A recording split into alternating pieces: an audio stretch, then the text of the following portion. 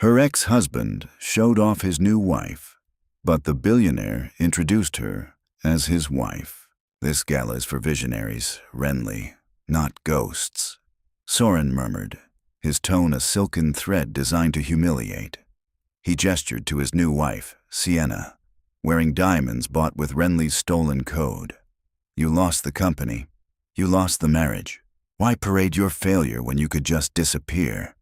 Wrenley's jaw tightened, the crystal flute threatening to snap in her grip. Before she could unleash the truth, a towering shadow eclipsed Soren's smirking face. Because, a dark, resonant voice rumbled with terrifying authority. My wife prefers to witness her hostile takeovers in person. Step aside, Soren. You're standing in her light.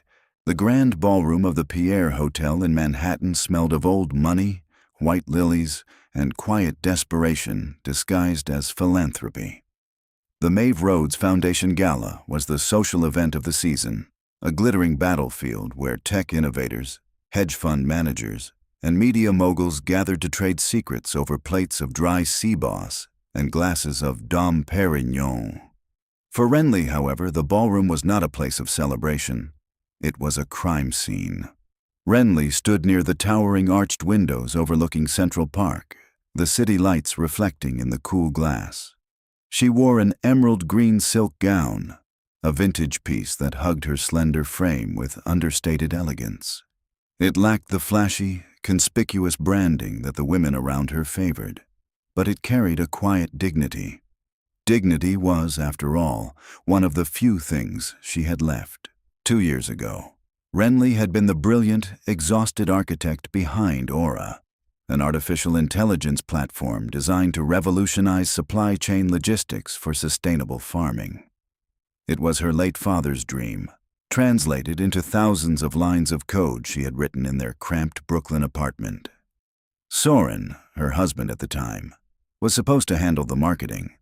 Instead, while Wrenley was incapacitated by the grief of her father's sudden passing, Soren had quietly restructured the LLC.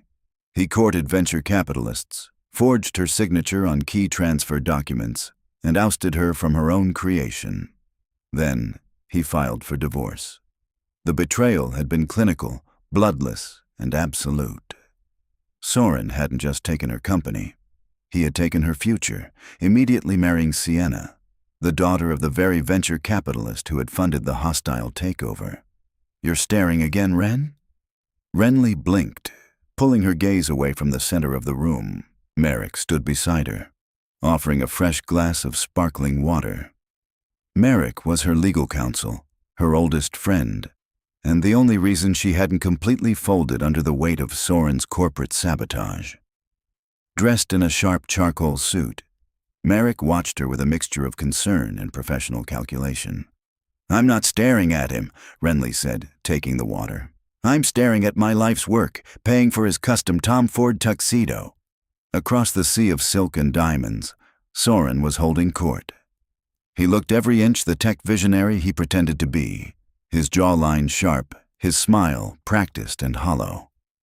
Clinging to his arm was Sienna, draped in a staggering amount of Van Cleef and Arpels diamonds, her laughter carrying a shrill, piercing quality that cut through the jazz band's smooth melodies. He's closing the Series C funding round tonight, Merrick murmured, leaning in close so his voice wouldn't carry.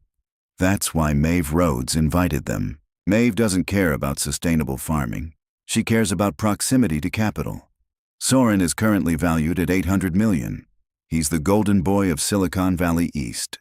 It's built on a lie, Merrick. The core algorithm is unstable. I built a failsafe into the back end that he doesn't even know exists because he never bothered to understand the code. If they scale globally without addressing the localized data inputs, the entire system will crash. He's selling a bridge made of toothpicks. And that, Merrick said softly, is why we are here. Not for revenge, for responsibility. Wrenley nodded slowly. Her redemptive arc wasn't about tearing Soren down out of petty jealousy. It was about the truth. The farmers and agricultural collectives buying into Aura were risking their livelihoods on a system Soren had compromised to maximize short-term profits. Wrenley was here to find a specific board member, to quietly hand over a dossier of evidence that proved Soren's fraud. "Have you seen Hawthorne?" Merrick asked, scanning the crowd.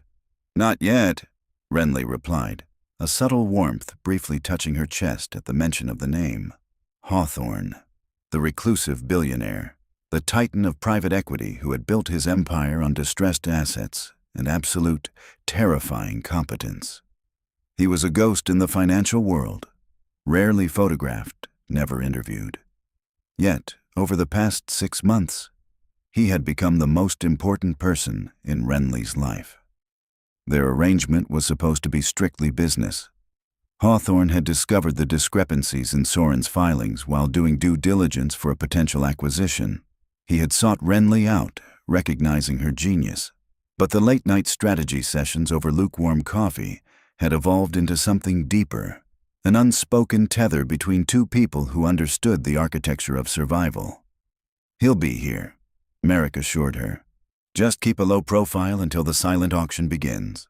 We make the drop to the board member and we leave. Don't engage with Soren." "I have no intention of engaging with him," Wrenley said, keeping her voice even. But as she spoke, she saw the crowd part.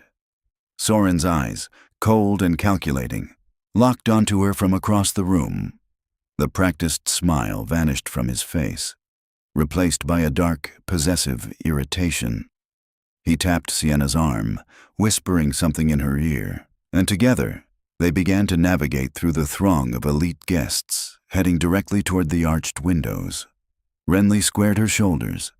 The air in the ballroom seemed to thin. The inevitable was marching right toward her. Soren moved with the arrogant glide of a man who believed the world was a chessboard he had already won. As he approached, the ambient noise of the gala seemed to dull, isolating Wrenley in a pocket of suffocating tension. She didn't shrink back. She planted her feet in her velvet heels, lifting her chin, refusing to give him the satisfaction of her discomfort. "Wrenley," Soren said, stopping 2 feet away. His tone was perfectly modulated, the kind of voice one used to placate a confused child. "I have to admit, I'm surprised security let you past the lobby. This is a private philanthropic event. Tickets are $50,000 a plate." Before Wrenley could respond, Sienna stepped forward, looping her arm possessively through Soren's. Sienna's eyes raked over Wrenley's vintage emerald dress with poorly concealed disdain. "Soren, darling, don't be cruel. Maybe she's here on a scholarship, or perhaps catering." Sienna let out a breathy, artificial laugh. "Though, honestly, Wrenley, green really isn't your color anymore. It makes you look tired." "I'm here as a guest, Soren," Wrenley said, ignoring Sienna entirely. Her voice was steady, betraying none of the adrenaline spiking in her veins. "Just like you." Soren sighed, a heavy theatrical sound. "Look, Wren, I don't want a scene. It's bad for the brand. Maeve Rhodes is watching, and I'm about to announce a partnership that will put Aura in the Fortune 500. I know you're struggling. I know living in whatever shoebox you rent in Queens must be difficult. I'm willing to be generous." "Generous," Wrenley repeated, the word tasting like ash in her mouth. "I'll buy out your remaining 2% equity," Soren offered, lowering his voice, leaning in with a predatory tilt of his head. $3 million. Cash. Non-disclosure agreement attached, of course. You sign away any claim to the founding history. You stop calling my board members with your paranoid theories about the algorithm, and you disappear. You can start over, open a bakery, do something simpler. Wrenley felt a cold, hard knot form in her stomach. It wasn't just the insult of the money. $3 million for a company valued at $800, a company she had built from scratch. It was the absolute lack of remorse. Soren truly believed he was the architect of this success. He had lied to himself so thoroughly that the truth was entirely alien to him.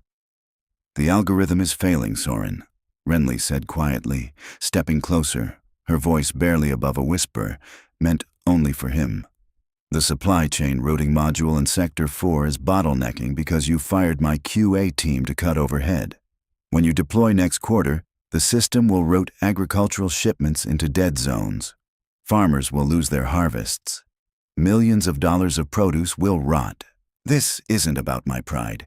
It's about your negligence. Soren's eyes hardened, a flicker of genuine anger breaking through his polished veneer. You always were a hysterical perfectionist. The code is fine. My engineers patched it. Your engineers don't understand the foundational matrix. Wrenley countered smoothly. Because they didn't write it. I did. Sienna, sensing the shift in Soren's mood, bristled. Are you threatening my husband?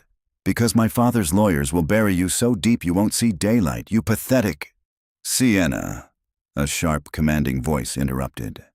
The trio turned. Maeve Rhodes, the host of the gala and the undisputed queen of New York media, glided toward them. Maeve was a woman in her late 60s with silver hair cropped into a severe bob, wearing a striking crimson blazer. She held a glass of bourbon and looked at them with the predatory interest of a journalist smelling blood. Soren, Maeve purred, though her eyes were fixed on Wrenley. I hope there isn't an issue here.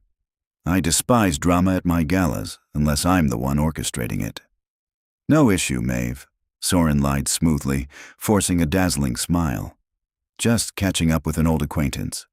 Wrenley was just leaving. I wasn't, actually, Wrenley said, holding Maeve's gaze.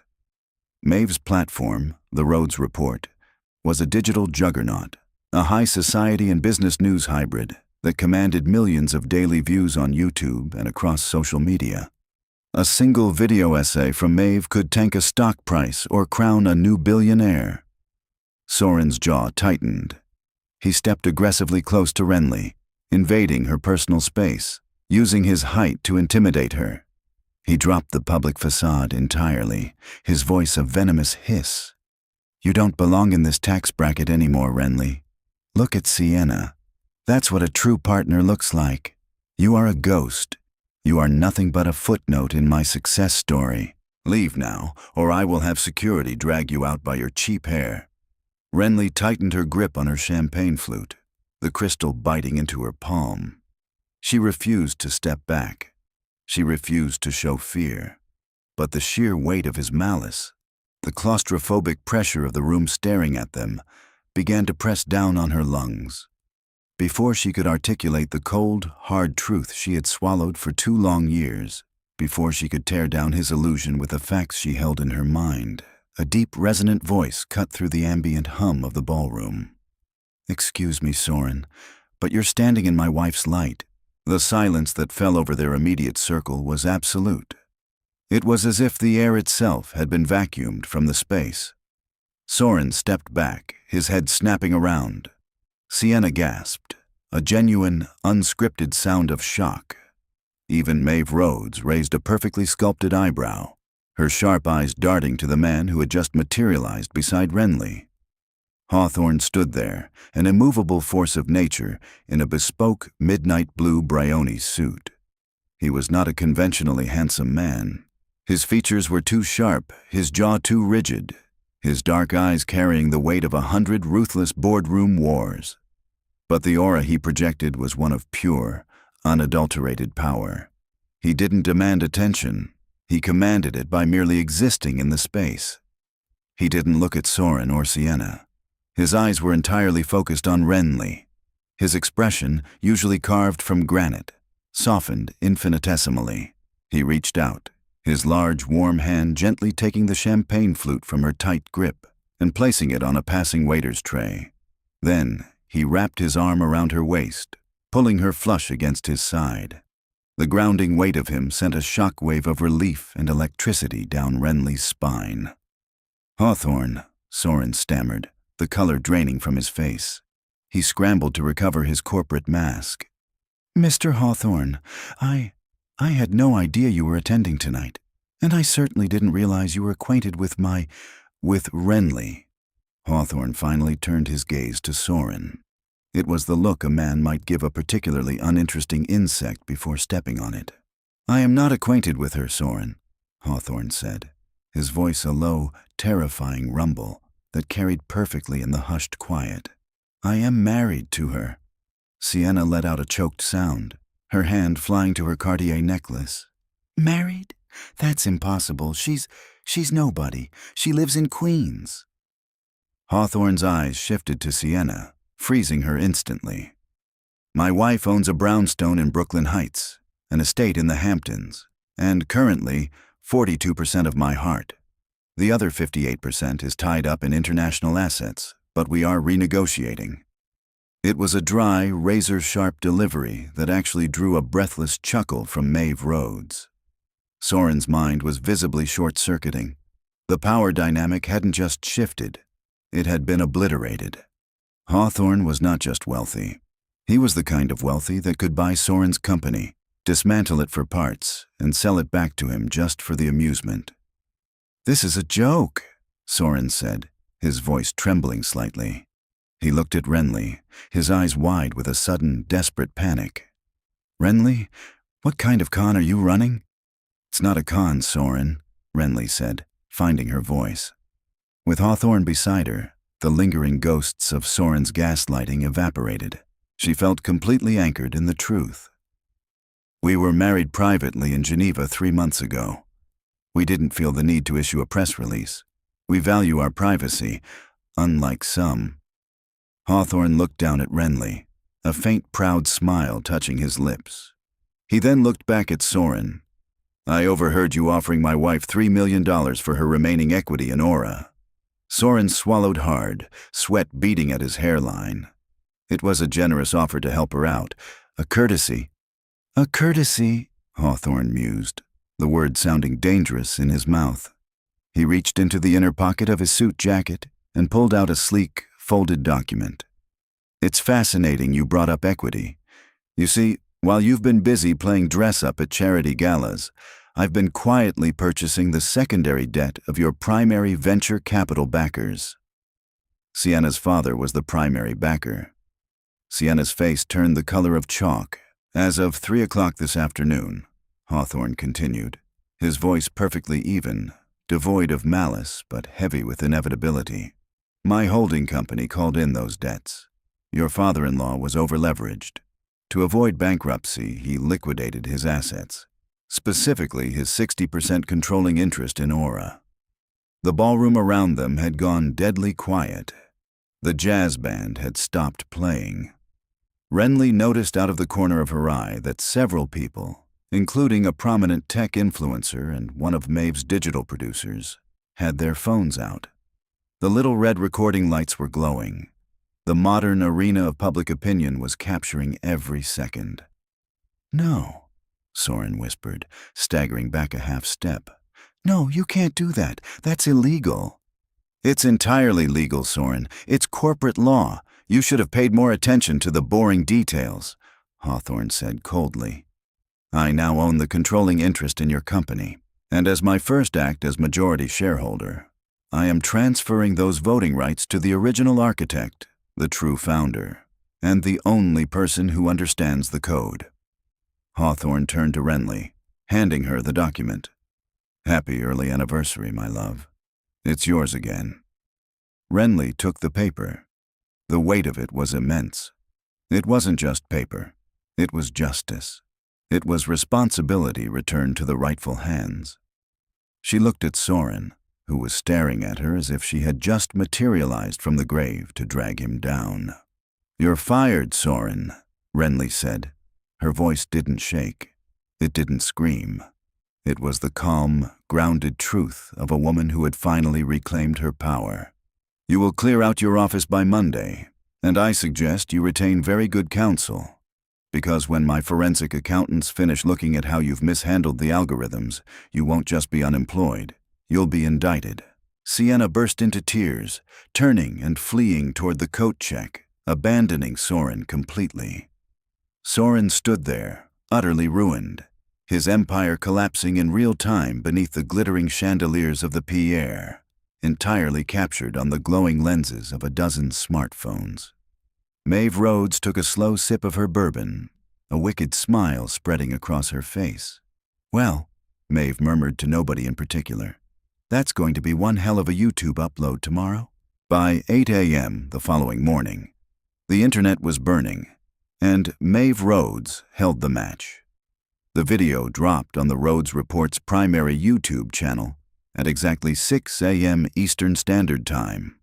It was titled simply, "The Architect, the Thief, and the Titan. Inside the Fall of Aura." There was no clickbait thumbnail, no overly dramatic red arrows or shocked faces, just a high-resolution, black-and-white still frame of Soren's terrified expression, the exact moment Hawthorne handed Wrenley the transfer documents. Wrenley sat at the sprawling marble island of Hawthorne's Tribeca penthouse, her fingers wrapped around a mug of dark roast coffee. The city below was a chaotic grid of yellow cabs and hurried pedestrians. But inside the penthouse, the air was still, insulated by triple-paned acoustic glass and the quiet assurance of absolute security. On the iPad resting against a mahogany stand, Maeve's video was playing. It had already amassed 4 million views in 2 hours. The analytics were staggering. It was trending #1 on YouTube, the primary topic on Reddit's r/technology, and dominating the morning chatter on Bloomberg and CNBC. Maeve's delivery in the video was surgically precise. For 2 years, Silicon Valley and Wall Street have heralded Soren Vanguard as the savior of sustainable agriculture. Maeve's crisp voice narrated over footage of Soren ringing the NASDAQ opening bell months prior. But what happens when the golden boy is nothing more than a hollow proxy? What happens when the actual genius behind the billion-dollar valuation is locked out, silenced, and erased by the very man she married?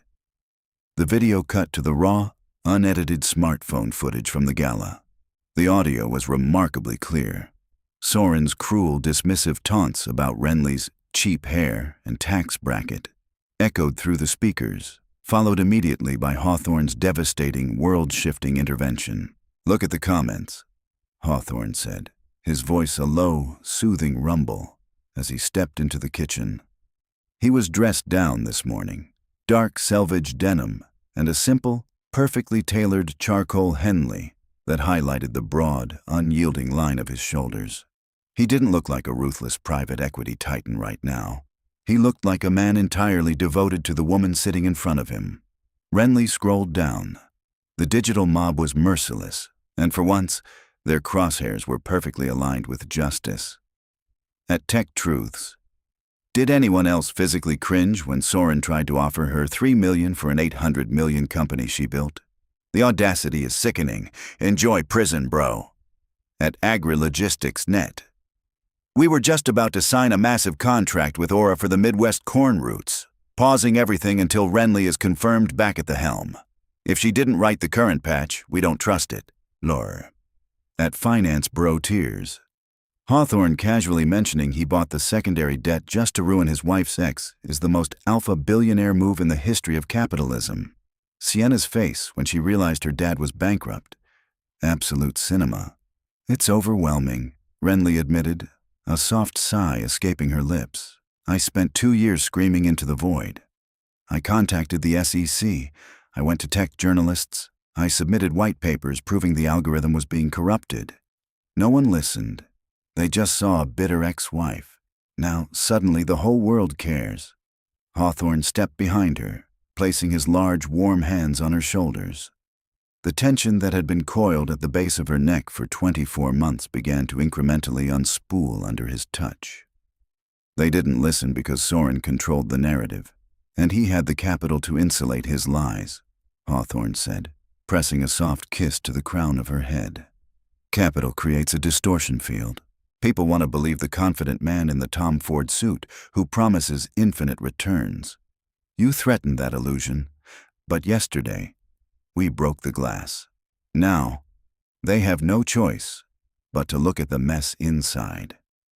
"Soren won't go quietly," Wrenley noted, her analytical mind already charting the next 20 moves.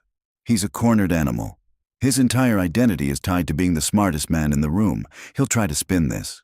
"Let him," Merrick's voice called out as he walked into the kitchen from the private elevator foyer, his briefcase in hand. The lawyer looked entirely too energized for a Sunday morning. "Good morning, you two. I hope you're ready for tomorrow, because the legal reality of what we executed yesterday is about to hit Soren like a freight train loaded with anvils. Merrick dropped a thick, leather-bound folder onto the marble island. Sienna's father, Richard, officially filed for Chapter 11 bankruptcy protection at midnight. His venture firm is liquidating everything. Sienna, unsurprisingly, boarded a private flight to Saint-Tropez 3 hours ago. She has officially filed for an emergency annulment. Wrenley felt a flicker of pity, cold and brief, for the girl. Sienna had been a pawn, easily swayed by Soren's charm and her own greed. But she was finding out the hard way that Soren's loyalty only extended as far as his own reflection. "And what about the company?" Wrenley asked, tracing the rim of her coffee mug. "The actual code, Merrick. That's all I care about. The Midwest Harvest starts routing through the system in 3 weeks. If Soren's patched module goes live, it will miscalculate the refrigerated transit times by a margin of 20%. Millions of tons of food will spoil in transit. We move at 9 a.m. tomorrow," Hawthorne stated, pulling out a stool and sitting beside her. His dark eyes met hers, filled with an unwavering certainty. "You are the majority shareholder. You have the voting block. I have a team of corporate security contractors meeting us at the Aura building. You walk in, you terminate him for cause, and you take your seat at the terminal." Wrenley looked at the screen again, watching the loop of Soren's face crumbling at the gala. This wasn't just about reclaiming her stolen property. This was about profound responsibility. She had brought Aura into the world to solve a crisis, not create one. "Okay," Wrenley said, her voice dropping into a register of pure, cold resolve. "Let's go to work." The Aura headquarters occupied the top 3 floors of a sleek, glass-paneled high-rise in the Flatiron district.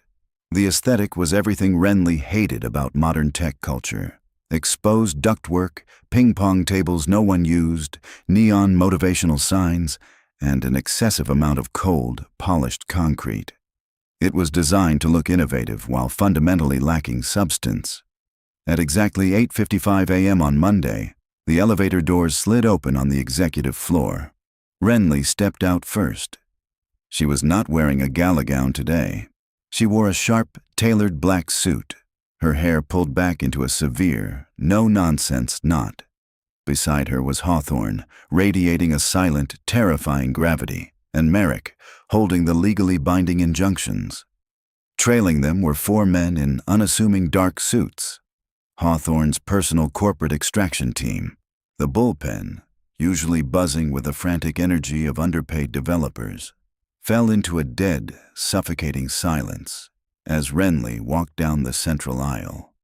Many of the original engineers, the ones Soren hadn't fired to cut costs, looked up, their eyes wide with a mixture of shock, fear, and, in a few cases, desperate hope. They had all seen the YouTube video. The entire world had seen it. Wrenley didn't stop to chat. She marched directly toward the corner office that Soren had claimed as his own, a massive glass enclosure that overlooked the Manhattan skyline. Inside, Soren was frantic.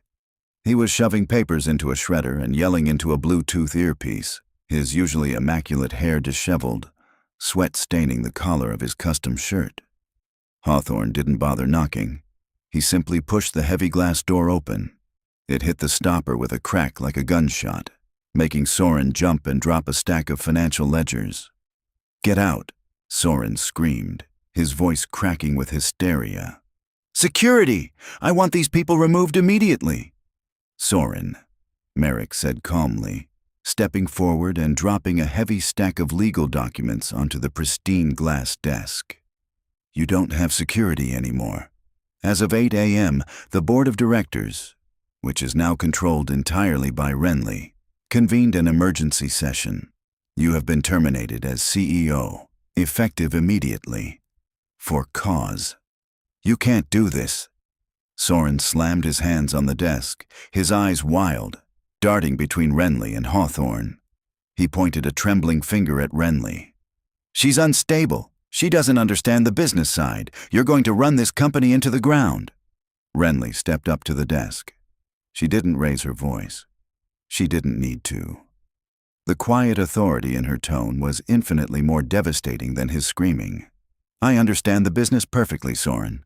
The business is the code, and you broke it. Wrenley reached over and hit the spacebar on his primary monitor, waking up the screen. It displayed a terrifying cascade of red error logs. You bypassed the localized weather pattern API to save on server costs. You forced the routing module to use outdated static maps. You were going to send 1,000 fleets of perishable goods into blizzard conditions next week because you didn't want to pay for real-time data integration. Soren blanched, his mouth opening and closing soundlessly. He hadn't realized she knew the exact specifics of his negligence. I tried to fix it, he muttered, a pathetic, defensive whine leaking into his voice. We had a patch ready. Your patch was a Band-Aid on a bullet wound, Wrenley replied, her eyes narrowing. You prioritized your valuation over the livelihoods of the farmers who trusted this platform. You are not a visionary, Soren. You are a parasite. Hawthorne gestured to the two largest security contractors. Mr. Vanguard is leaving now. Please ensure he only takes personal items. No hard drives, no company phones. Escort him to the street. You haven't heard the last of this, Wrenley, Soren shouted as the men firmly gripped his arms, hauling him toward the door. I'll go to the press. I'll tell them the truth about your little hostile takeover. I'm going on live television this afternoon. Wrenley didn't even turn to watch him go. She simply sat down in the ergonomic chair he had vacated, pulled the keyboard toward her, and cracked her knuckles. Let him talk, she murmured, her eyes already scanning the thousands of lines of corrupted code on the monitor. What's the damage? Hawthorne asked, standing behind her, a protective sentinel in the chaotic corporate space.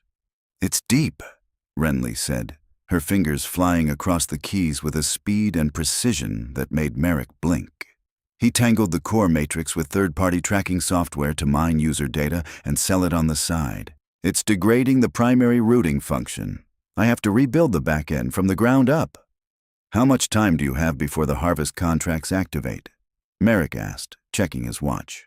72 hours, Wrenley replied, her focus absolute.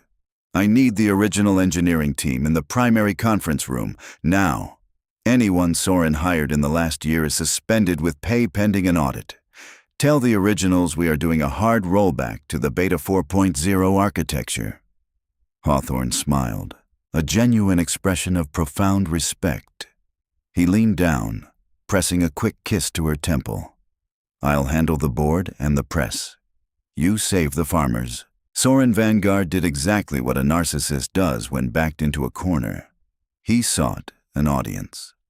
By 4 p.m., desperate to regain control of his narrative, Soren had booked an emergency appearance on the Daily Market Live, a massively popular YouTube financial show hosted by a notoriously aggressive anchor named Bryce Sterling. Sterling boasted 3 million daily viewers and a reputation for grilling tech executives, but Soren believed his own charm could manipulate the interview. Wrenley didn't stop coding. She sat in the glass-walled conference room, surrounded by her original team of 5 engineers, empty coffee cups, and whiteboards covered in frantic algorithmic equations. But on the large television mounted on the wall, the live stream was playing on mute. Merrick stood by the door, watching the screen intently. He's live, the lawyer announced. Wrenley paused her typing, taking a long sip of water. Turn it up. Let's hear what kind of shovel he's using to dig his grave. Merrick unmuted the TV. Soren was on the screen, sitting in a studio chair, looking remarkably composed despite the morning's eviction. He had changed into a fresh suit and adopted a somber, victimized expression. It's a classic corporate raid, Bryce, Soren was saying, looking directly into the camera. Hawthorne is a predatory equity vulture. He used his immense wealth to exploit my ex-wife's lingering emotional instability, to stage a hostile takeover. Wrenley is a talented coder, sure, but she doesn't have the temperament to lead a billion-dollar enterprise. I built Aura into what it is today. But Soren, Bryce Sterling countered, leaning forward. The video from the Pierre Hotel is damning. You explicitly mocked her financial status and offered her pennies for her equity. Furthermore, there are rumors circulating in the sector that the upcoming software deployment is fundamentally flawed. Soren offered a condescending chuckle. Those are rumors fabricated by disgruntled former employees. The code is airtight. Aura is ready to revolutionize the Midwest harvest routes next week. Our routing algorithm is flawless. In the conference room, Wrenley's eyes turned cold. He actually believes his own lies, she whispered. Are you ready? Merrick asked, holding up his tablet. Wrenley turned back to her terminal. Over the last 7 hours, she and her team hadn't just been fixing the code. They had been running a forensic diagnostic on exactly what Soren had done. They had compiled a massive, irrefutable dossier of his negligence, highlighting the exact lines of code where he bypassed safety protocols to boost short-term speed metrics. Push it to the public GitHub repository, Wrenley commanded, and send the link directly to Maeve Rhodes and Bryce Sterling's producer. Merrick tapped the screen. Done. It's live. The entire tech world now has red access to Soren's garbage code. On the television, the dynamic shifted instantaneously. Bryce Sterling pressed a hand to his earpiece, his eyes widening as his producer fed him breaking information. He looked up at Soren, the journalistic neutrality vanishing, replaced by predatory glee. Soren, we are receiving breaking news in real time, Bryce said, his voice rising in volume. Wrenley Hawthorne, the newly reinstated CEO of Aura, has just made the company's back-end diagnostic logs entirely public, an open-source dump on GitHub. Soren's confident smile faltered. A single bead of sweat tracked down his temple. I don't know what you're talking about. That's a massive breach of corporate security. It's transparency, Bryce interrupted aggressively, reading from a tablet handed to him off-camera. Independent engineers in our live chat are already analyzing the repo. Soren, the logs show that you intentionally disabled the real-time weather integration API to save $400,000 in server costs.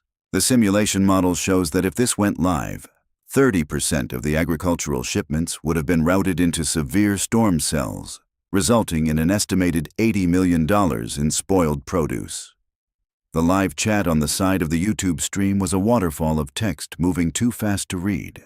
Federal crime. He was going to bankrupt the farmers.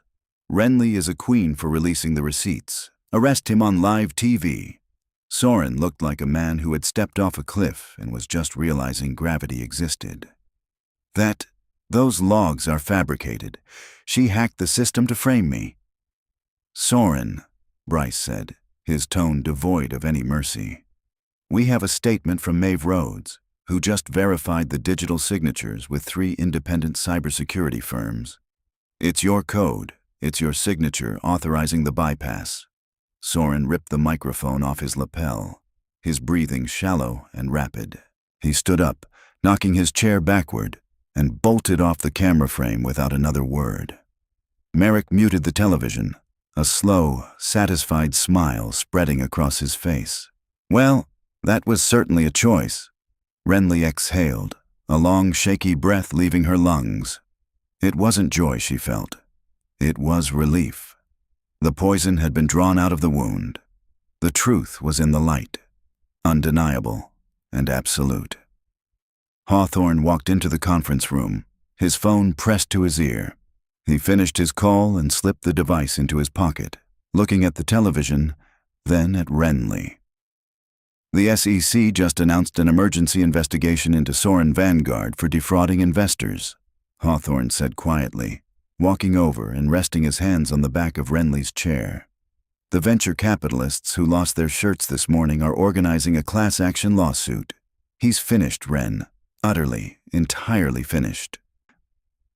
Wrenley looked up at Hawthorne, the heavy weight of the past 2 years finally lifting off her shoulders. She turned back to her monitor, the clean, elegant lines of her original code waiting to be restored. Good, Wrenley said, her fingers finding the home row keys. Now, let's fix the world. For the next 72 hours, the executive floor of the Aura building transformed from a hollow corporate showcase into a pressurized command center. The ping-pong tables were pushed aside to make room for server racks and whiteboards covered in dense, frantic logic trees. Wrenley didn't leave the building. She slept in 2-hour increments on the leather sofa in the office that used to be Soren's, waking up to cold brew coffee and the soft, rhythmic clacking of mechanical keyboards. The rebuilding process was agonizingly precise. Soren's negligent code wasn't just bad, it was a parasitic infection woven deeply into the platform's core matrix. He had integrated unlicensed third-party tracking scripts, tools typically used by invasive marketing firms, directly into the routing algorithms to scrape farmer data. Every time he had done this, he had fractured the failsafes Wrenley had originally built. Pull the AWS server logs from Node 7, Wrenley instructed her lead engineer, a brilliant, soft-spoken woman named Clara, who had been the first person Soren fired a year ago. Clara was back now, her eyes glued to the terminal. We need to isolate the corrupted API calls. We're doing a complete rollback to the Beta 4.0 architecture, but we have to manually patch the security vulnerabilities he left wide open. While Wrenley and her team rebuilt the digital infrastructure, Merrick and Hawthorne dismantled Soren's physical one. The fallout from the GitHub data dump was spectacular and entirely merciless. By Tuesday morning, the Securities and Exchange Commission, spurred by the sheer volume of public outcry and the irrefutable open-source evidence, froze all of Soren's personal and corporate assets. Because he had leveraged his own equity to finance his lavish lifestyle, the Tom Ford suits, the Tribeca loft, the leased Aston Martin, the freeze effectively left him destitute overnight. Sienna's father, Richard, formally filed his Chapter 11 bankruptcy. In a desperate bid to salvage his own reputation in the venture capital circles of Sand Hill Road, Richard publicly threw Soren under the bus during a brutal interview with the Wall Street Journal. He claimed Soren had provided forged diagnostic reports during the Series B funding rounds, a federal crime that carried a maximum sentence of 20 years. Sienna, true to her nature, didn't return from Saint-Tropez. She finalized the emergency annulment through her family's retained legal counsel, citing fraud. In the eyes of the law, Soren Vanguard's marriage had never existed, much like his competence. "It's almost poetic," Hawthorne murmured late Wednesday night. He was sitting in the corner of the glass-walled conference room, reading a thick legal brief. He had barely left Wrenley's side, functioning as a silent, immovable anchor amidst the chaos of the codebase rewrite. He built an empire on the illusion of connectivity, and now he is entirely isolated. No wife, no company, no capital. Wrenley rubbed her tired eyes, staring at the green text scrolling down her primary monitor. "I don't care about his isolation, Hawthorne. I care about the latency issues in the refrigerated transit modules. If we don't get this compiled and tested by tomorrow morning, the Iowa Agricultural Collective is going to default on their shipping contracts. Real people will lose their farms." "You'll fix it," Hawthorne said, his voice devoid of any doubt. It wasn't a platitude, it was a statement of fact. Because you understand responsibility. Soren only understood leverage. At 4 a.m. on Thursday, just hours before the regional harvest protocols were set to automatically trigger, Wrenley executed the final compiler run. The room held its collective breath. 5 engineers, Merrick and Hawthorne, watched the main overhead monitor as the diagnostic progress bar inched forward. If it failed, the system would crash, and millions of dollars of perishable goods would be routed into the digital abyss. The bar hit 100%. The screen flashed a brilliant, calming green. System status, stable. Routing matrix, optimal. Localized weather API, integrated and active. A collective, shuddering sigh of relief swept through the room. Clara slumped forward onto her desk, burying her face in her arms. Merrick clapped Hawthorne on the shoulder. Wrenley simply leaned back in her chair, staring at the clean, beautiful architecture of her original vision. The code was pure again. It was honest. "Deploy it," Wrenley whispered. 3 weeks later, the true test of Aura played out not in a Manhattan boardroom, but across the vast, sun-drenched expanses of the American Midwest. Wrenley stood in the newly renovated Operational Control Center of the Aura headquarters. The neon motivational signs were gone, replaced by massive, high-definition tracking maps displaying real-time logistics data across North America. Thousands of tiny blue nodes crawled across the digital highways, each one representing a fleet of autonomous and semi-autonomous transport trucks carrying the season's first massive yield of corn, soybeans, and wheat. Hawthorne stood beside her, his hands resting casually in his pockets. He wore a sharp, tailored gray suit, watching the screens with a quiet intensity. "Look at Sector 4, Clara called out from the primary terminal. "Massive storm cell developing over the Dakotas. It's an unseasonal blizzard, moving fast." This was the exact scenario that would have broken Soren's compromised algorithm. Soren's system would have ignored the localized data, sending hundreds of trucks directly into the freezing whiteout to save a fraction of a cent on routing latency. The produce would have frozen, the drivers would have been stranded. Wrenley stepped closer to the screen, her heart beating a steady, heavy rhythm against her ribs. "Let the system work," she ordered calmly. "Don't manually override." On the massive screen, the blue nodes approaching the red storm cell suddenly paused. For 2 agonizing seconds, nothing happened. Then, the Aura artificial intelligence initiated the fail-safes Wrenley had painstakingly restored. The nodes smoothly diverted, carving new, efficient paths around the blizzard, utilizing secondary and tertiary county roads that the static maps would have ignored. It factored in the refrigerated fuel burn, the driver rest mandates, and the delivery deadlines, recalculating thousands of variables in a microsecond.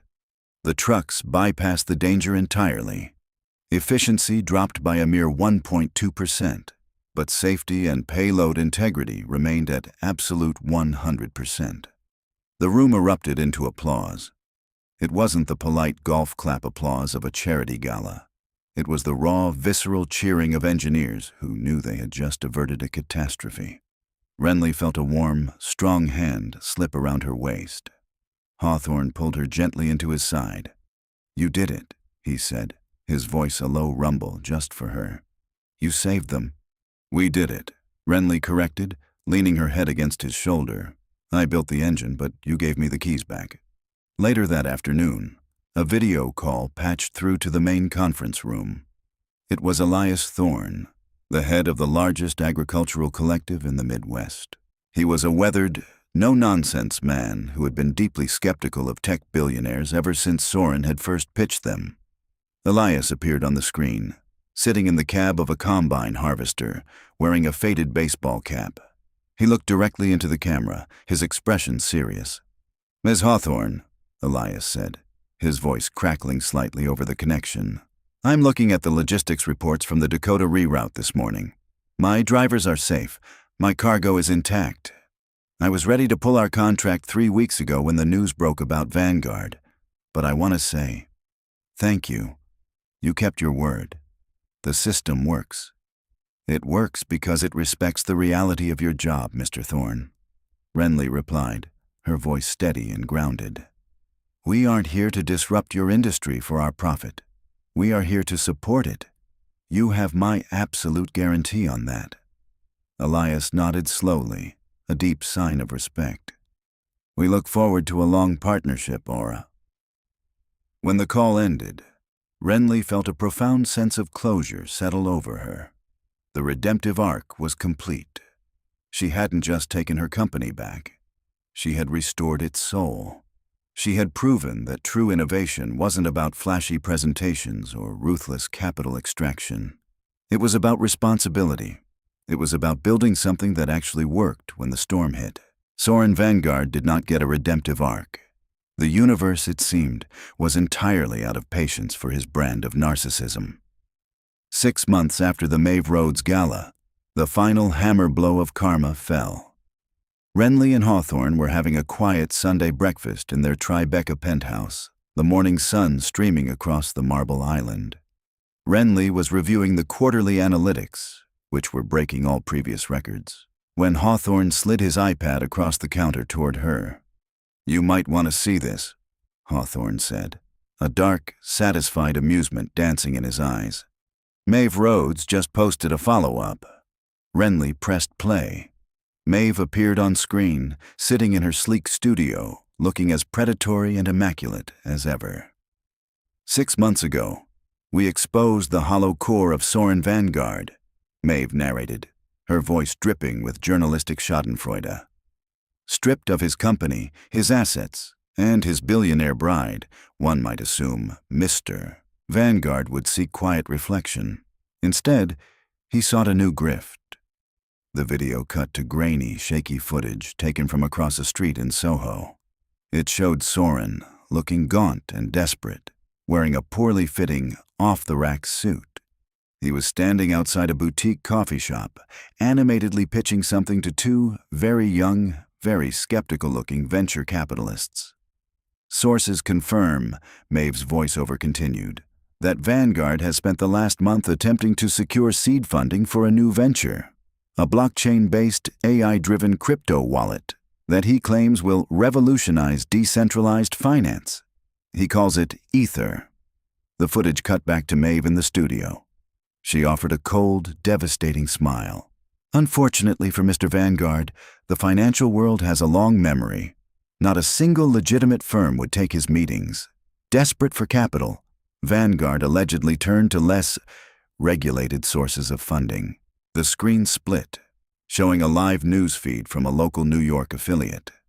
The chyron at the bottom read, "Disgraced tech CEO arrested in wire fraud sting." The video showed Soren Vanguard being led out of a cheap, rented co-working space in Lower Manhattan. His hands were cuffed behind his back. He was surrounded by FBI agents and windbreakers. The arrogance that had once defined his every movement was entirely gone, replaced by the hollow, terrified stare of a man who realized all his exits were finally blocked. Early this morning, Maeve concluded, Soren Vanguard was indicted on federal charges of wire fraud and money laundering, stemming from his attempts to secure funding for his non-existent crypto platform using forged collateral documents. It seems the architect of his own demise has finally finished building his prison. Wrenley watched the video end, the screen fading to black. She felt no joy, no lingering bitterness. She simply felt nothing at all for him. Soren was a ghost, a cautionary tale of what happens when ambition is entirely divorced from morality. She handed the iPad back to Hawthorne. "Are you okay?" Hawthorne asked, his voice gentle, his dark eyes searching hers for any sign of residual pain. Wrenley smiled, a genuine, radiant expression that reached her eyes. She reached across the marble island and laced her fingers through his. The warmth of his hand, the solid, unyielding reality of the life they had built together, was the only truth that mattered. "I'm perfect," Wrenley said. "Now, I believe we have a board meeting at 10, and I have a new algorithm I want to pitch you." Hawthorne's lips curved into a rare, breathtaking smile. "I'm listening, Mrs. Hawthorne. The fall of Soren Vanguard and the rise of Wrenley Hawthorne is a testament to a universal truth. You can steal the code, you can steal the credit, but you can never steal the genius. Soren built his empire on the illusion of competence, insulated by arrogance and stolen capital. But when the distortion field shattered, the hard, unforgiving reality of karma hit back with absolute precision. Wrenley didn't win by playing his dirty games. She won through undeniable brilliance, grounded responsibility, and the quiet, terrifying support of a man who actually knew her worth. If this story of ultimate karma, billionaire justice, and cold, calculated redemption resonated with you, hit that like button and subscribe to the channel for more dramatic stories of revenge and reality. Share this video with anyone who needs a reminder that the truth always, eventually, writes the final line of code. Drop a comment below. What would you have done if your ex offered you pennies for your own billion-dollar company? Let's discuss.